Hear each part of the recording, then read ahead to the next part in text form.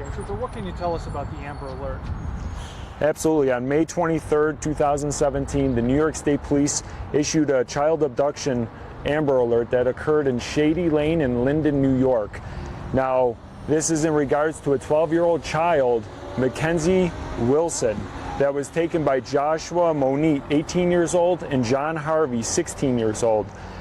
All the individuals know each other and through school, which is Randolph Academy School. So we have belief that they all know each other and they're familiar with each other. It is unsure if Wilson was taken against her will by either of the two gentlemen.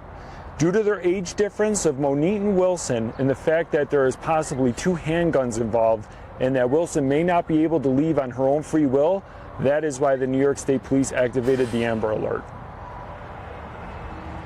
Talk a little bit, do you believe that she could be in imminent danger? There's always the possibility, due to the fact that handguns are involved.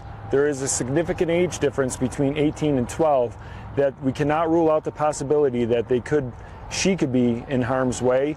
And not only that, but a 2008 red Chevy Silverado with a New York registration of CXA 5836 was stolen in a very close area between the victim and the suspect. So we have reason to believe that that vehicle may be involved with this incident.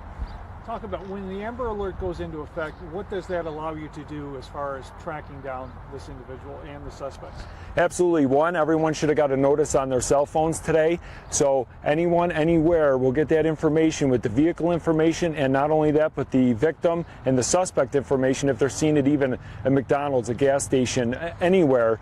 And what we do is we also take that information from the vehicle, put that into our LPR or plate readers, so even if our troop cars or any local law enforcement agency pass that vehicle, whether it be on the road, a parking lot, anywhere, that plate will ping on that, and that will tell them that this vehicle is part of an Amber Alert and that these people, should be taken serious because there are weapons that are possibly involved with this. Where were they last suspected of heading? We don't have a destination. There was no note or anything given by any of the three individuals as far as where they could go or what their possibility of location or end result would be.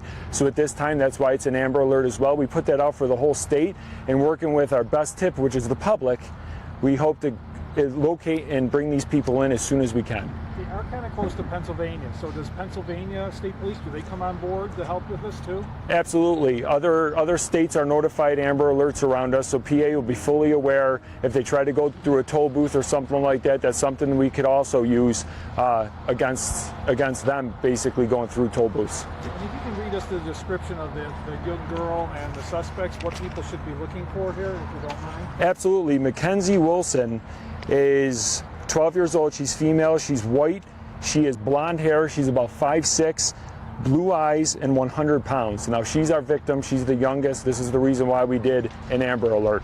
Now, what we have is Joshua Monette, who is a white male, 18 years old. He has brown hair. He's about 6'2", and brown eyes, an estimated of about 140 pounds.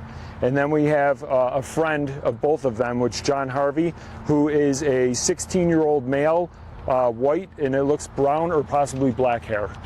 And the gun, any type of indication what type of gun they may have? Two handguns.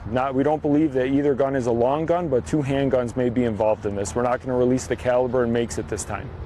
Any criminal history with these guys at all? We can't get into criminal history due to the fact that they are juvenile at this time. And as far as the effort to search for them, talk about New York State Police. Are you canvassing areas? What happens now? Absolutely. What we do is we bring troopers and investigators, and we push them down toward the area in which they went missing. And what we do is we go through friends, social media, school friends. We start looking at any avenue we can, people they may have talked to, computers. We start bringing computer people down there to see maybe what texts or what emails have been sent. So we do quite a bit on our end to try and bring these people into the light where we could find them or at least get a location of where they might be. And I guess once again, just to reemphasize the urgency of finding this vehicle with these kids in it. No, absolutely. We're talking about a 12-year-old, an 18-year-old, and a 16-year-old all missing, possibly with two handguns and a stolen vehicle. It's unknown if she can leave on her free will. So this is very serious. And what we want to do is we want to bring this to a peaceful resolve. And that's where we need the public. If you see these people or this vehicle, please call 911 as soon as you can. And talk about the vehicle. Where was it stolen from? The vehicle was stolen down in the area where near Shady Lane, in the area in which the victim was from. And it's a 2008 red Chevy Silverado. And it has New York registration Charles X-Ray Adam 5836. What else do you think is important for the public to know at this point? No, if you see a red pickup truck, especially a Chevy pickup truck, try and grab at least a plate or a partial plate, and if it matches, please call 911. One other question. A lot of people are wondering, if she went missing early this morning, why did this not come out until now? If you can explain the procedures and everything that goes into it so people have a better understanding. Absolutely. The call came in early this morning. We have to start investigating it. Is this a child that's just run away from home? Is this a child skipping school? We have to look through all these things. And once we as we investigate, we start to find out that other people are also missing, and the fact that they all go to the same school. And what we do is once we start doing our interviews, friendships, and we start realizing that these people are linked not only through school but through social media, this is where our investigation starts rolling. And then once we figure out that handguns are a possibility from residences and or stolen vehicles are in play at this point, and due to other things that we're not going to release at this time, we definitely believe that the three of them are together in the stolen vehicle. You said handguns from residences, so is it believed these two young men stole firearms from home, neighbor?